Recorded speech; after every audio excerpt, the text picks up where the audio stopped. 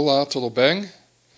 Espero que todos e todas de vocês estão curtindo esse domingo de quarentena. Dados saindo dos Estados Unidos, o epicentro mundial do coronavírus, mostra que quem está morrendo mais são os negros, os latinos e os povos indígenas. Aqui no Brasil, mais de 150 movimentos negros nacionalmente estão exigindo que o governo federal comece a discriminar para raça e gênero nos seus estatísticas das infecções e mortes do coronavírus também. Porque aqui tem forte suspeito que é o mesmo caso do que está acontecendo nos Estados Unidos. A gente sabe, por exemplo, geograficamente, onde está morrendo mais pessoas em São Paulo são nas periferias, como Brasilândia, São Miguel. Então, eu acho essa entrevista importante. Por causa das semelhanças geográficas em mortes e casos de infecção de coronavírus entre o Brasil e os Estados Unidos, e as mesmas ações irresponsáveis pelo governo federal e presidentes da ultradireita que gostam de teorias de conspiração e não apoio ao campo da ciência. Eu acho essa entrevista importante. Kim Brown entrevista o presidente do National Medical Association, ou seja, a Associação Nacional dos Médicos. O National Medical Association foi fundado em 1895 e a maior associação profissional dos médicos negros e negras nas Américas. Hoje em dia, ele representa os interesses profissionais e de classe de um grupo de 45 mil médicos afrodescendentes nos Estados Unidos. E nessa entrevista, o presidente da associação fala o seguinte: ao contrário ao que alguns jornais e jornalistas estão especulando sobre razões porque tem mais negros e negras morrendo do coronavírus nos Estados Unidos do que brancos, não é uma questão de saúde, é uma questão de desigualdade econômica e desigualdade em tratamento de saúde pública em populações carentes que está gerando essa estatística. Espero que vocês gostem dessa reportagem. Um bom domingo de quarentena para todos e todas de vocês. Welcome to The Real News. I'm Kim Brown. Do you remember how different things were just a few short months ago? Are you comfortable greeting people with hugs and kisses? The coronavirus pandemic has shifted our entire society, including the way we work, the way we interact, and the way we socialize. However, African American communities are bearing the brunt of this disease in ways that other communities are not experiencing. What are some of the reasons behind that? And what are some of the emerging behaviors of the virus that could help perhaps save lives as we go forward throughout this pandemic? Well, joining us today to discuss this is Dr. Leon McDougall. Dr. McDougall is the president-elect of the National Medical Association, representing the collective voice of 45,000 African-American physicians. He's also penned an op-ed recently that's gotten a lot of attention, From Katrina to Coronavirus, What Have We Learned? And Dr. McDougall joins us today. Sir, thank you so much for your time. Thank you for inviting me to talk with you this afternoon. So, Doctor, before we get into some of the reasons why people of color and communities of color are dying at greater numbers than white people, for example, I wanted to get into some of the emerging information that is coming out about the coronavirus, about how it spread and how people who contract the virus, how they are being affected if they end up surviving the illness. When we talk about the new data that has been released, there's a story that's floating around the internet that says that the coronavirus can now travel up to 13 feet airborne. What are some of the other ways that people are contracting this virus? Can you contract it via touch, via blood? How is this virus transmitted? So respiratory droplets, that would be a primary mode of transmission. And then also touching surfaces that have been infected by someone who has coronavirus. In medical school, we call those fomites. And so coming into contact with a surface that has been contaminated. So what you're saying, Kim Brown, really makes it important that we follow recommendations for prevention of transmission. And Dr. McDougall, what would that be? One, we just had Resurrection weekend, right? And one of the best ways from a spirituality standpoint, a church-going standpoint, would be worship in place. And what does that mean? It means worship in place in your home, and also shelter in place. So what does that mean? Shelter in place in your home, not at the local store, not at the restaurant. And if you should happen to go into public settings, you should be wearing a mask. Now, one caveat to that, Kim Brown.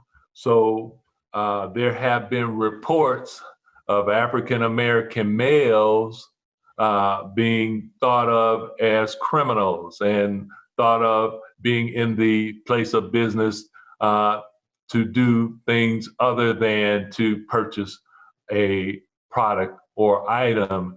And so what I've been recommending is that African American males, especially if when wearing the mask, maybe choose a white color or a light blue color similar to the medical mask, or actually if you can get a medical mask versus having like a black mask. And then if you got a black mask and a hoodie on, then there are already these implicit biases out there. And so just something to keep in mind when we get recommendations to wear a mask. And I got another good story. I got a good story for you, Kim Brown. So when I'm hearing all the chatter on television about all the hand sanitizers are sold out at the stores, right? So I went to the store, and that was correct. I mean, the whole shelf was empty. But guess what? Right next to that empty space was a whole shelf full of hand soap with the dispensers.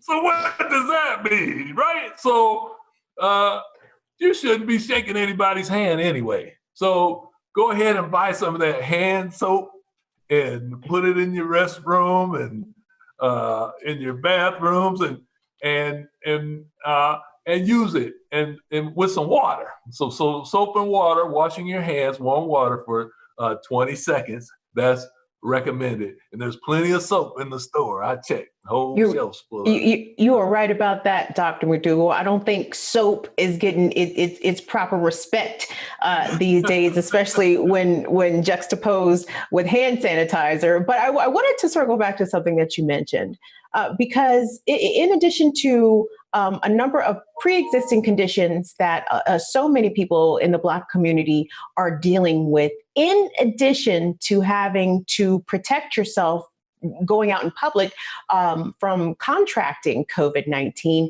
it's the racism that will also get you. And racism was getting a good number of us before this pandemic even erupted. And the advice that you just gave Black men in particular about wearing certain types of masks, I would assume to appear as non-threatening as possible when being out in public spaces, is sound advice. And it's not dissimilar from the advice that African-American parents give their teenage children when they begin to drive about how to best interact with police in order to save your life. But the Centers for Disease Control listed obesity and hypertension as two of the main underlying conditions which can precipitate hospitalization should those patients come in contact or become infected with coronavirus. So what is it about these underlying conditions that make people more susceptible? And why do Black people have more of these underlying conditions than other communities? So let's let me go back to what you spoke to earlier. You touched on racism, and then we went into these other comorbidities or other illnesses that are more prevalent in the African American population. So let's redirect to the process of even getting tested, right? So there's scarcity in regards to the testing kits available. So to address that, algorithms have been developed to ask questions. So there is a screen before the screen. And what we're finding out is that more European Americans are giving the right answers to this test and are getting screened. And it doesn't quite fit with the fact that African Americans, Latinx, American Indian, Alaska Natives are being affected more pronouncedly when they contract COVID-19. And so even from the very beginning, getting that screening, there's some disparities. Now, I'll give you another example. You watch your nightly news and they say, well, we have these breaking news. They've set up COVID-19 screening centers and show the SUV driving in, right? And people getting their nasal swabs and so forth. But Kim Brown, what they're not saying is that many of these same drive-in centers, there are opportunities for people to walk in, right? But that's not being advertised. And so if you don't have a car, and on top of that, if you don't have a car, so now you don't have a car, there's access available for you through walk-in, but you are unaware. So there needs to be public service announcements, culturally sensitive, multilingual, that speak to that. So if you know you don't have a car, you're just going to kind of wave the white flag. I don't have a car. So what am I going to do? Then, in addition to the screening questions that I spoke to, one of my colleagues in another state, I'm in Ohio, was saying that one actually needs to have a prescription from a physician to get screened. So we've identified another barrier. So what if you don't have a primary care physician or a relationship with a physician? That puts you at another disadvantage. Now I'm going to introduce something else. So many of these cities with the high prevalence of COVID-19 and the sheltering in, they've limited mass transportation. So now you're Black or brown, you're in a high density city, they've limited mass transportation. And so how are you even supposed to get to the testing center? If you, for some reason, pass the test, okay, and now you have to get on a train or bus to get to where you need to go for the testing, if you know that the walk-in is even available. So these are some issues that are not discussed much. So Kim Brown, that's why I'm glad we're having this conversation here today.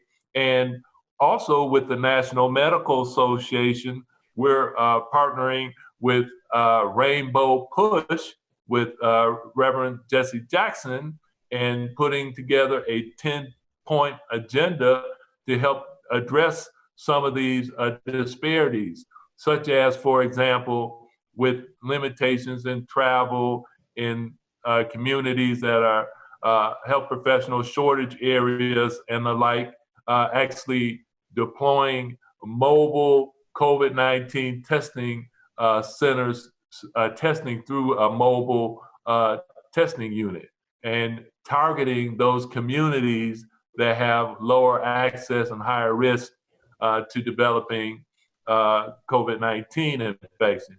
Also, when algorithms are used to screen who and who should not receive the test. We're advocating that African Americans, Latinx, American Indians, Native Alaskans should receive a priority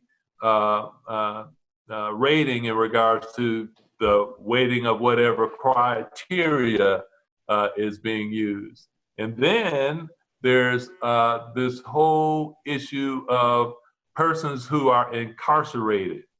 So Kim Brown, there are people who are incarcerated in jail that have not gone to trial, have not been convicted, and they're in a setting where they're at higher risk for contracting COVID-19 coronavirus, and only due to the fact that they were unable to post bail, that they are in jail.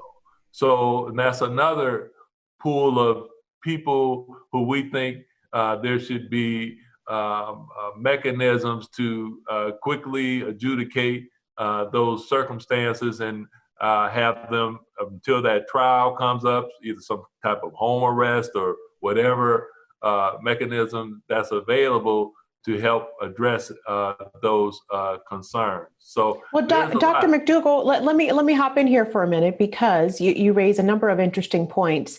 And to be frank, people who are in the top levels of our federal government, especially amongst those who work in the public health sector, there is no way that these outcomes that you described could not have been foreseen in advance. Again, as you mentioned, with the prison population, we already know, or we had an idea of how contagious this virus is. It wasn't a question of if, but rather of when. And discussing Black communities, Indigenous communities, and Latinx communities who have already uneven access to healthcare, uneven access to transportation, uneven access to information in some cases about what to do and what not to do in the midst of a pandemic. We are in the midst of this wildfire, but the kindling had long been laid. Is this ineptitude from the federal level in their response, in their lack of preparedness for this? Surely they had to have known that vulnerable populations like the Black population in many cities with the circumstances that you've outlined and that I've outlined, surely they had to know that these groups would have been impacted first and hardest. So, Kim Brown, very good proposition there in regards to this issue. And so it reflects back on, and I shared earlier about the article that I wrote from Katrina to coronavirus, and how the National Weather Service was able to track the impending strike of Hurricane Katrina. And with this coronavirus, the National Intelligence Agencies, the Centers for Disease Control, and the World Health Organization were tracking the impending strike of coronavirus. So that's aligned with what you are saying. And with the prior administration, an actual pandemic planning and response team had been assigned by President Obama. And that group, that task force, was disbanded. So yes, people have known that a pandemic such as this was inevitable. And that's what makes this November important for people in the audience. Sitting at home is not an option. Learning what the issues are will better serve our communities. So you bring up a very good point. Well, Doctor, I mean, sitting at home has to be an option at this point, does it not? I mean, there has to be alternatives provided to going physically into the polls to vote. I'm in Ohio. We just got 4 mail-in ballots in the mail. So mail-in ballots are important and should be utilized wherever possible. Well, Doctor, to wrap up our conversation, if you had the ear of every community of color nationwide, because it is quite clear that the federal response is lacking. Depending on what state you are, the state response is lacking to the Black, Brown, and Indigenous communities. Tell us, what can we do to save ourselves in the midst of this pandemic?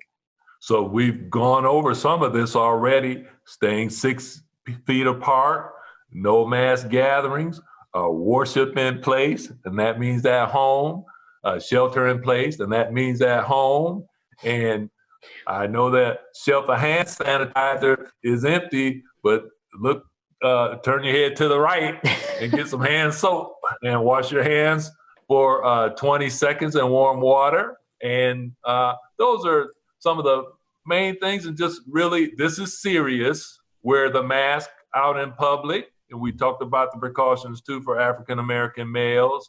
The National Medical Association with Rainbow Push, we're going to be putting out a 10-point agenda, even going into more of the details, flushing out what we were talking about earlier.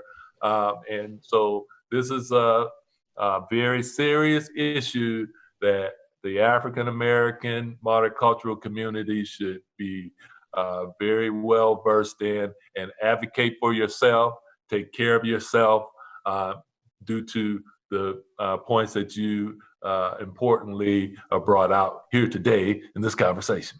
All right. Well, we appreciate your time today. We've been speaking with Dr. Leon McDougall. He is the president-elect of the National Medical Association, representing over 45,000 African-American physicians. He's been speaking to us today from Cleveland. Dr. McDougall, thank you so much for your time. We appreciate it. And thank you very much, Kim Brown, and to all your staff that helped get us set up here today. Absolutely. Well, thanks again. And thank you for watching the Real News Network.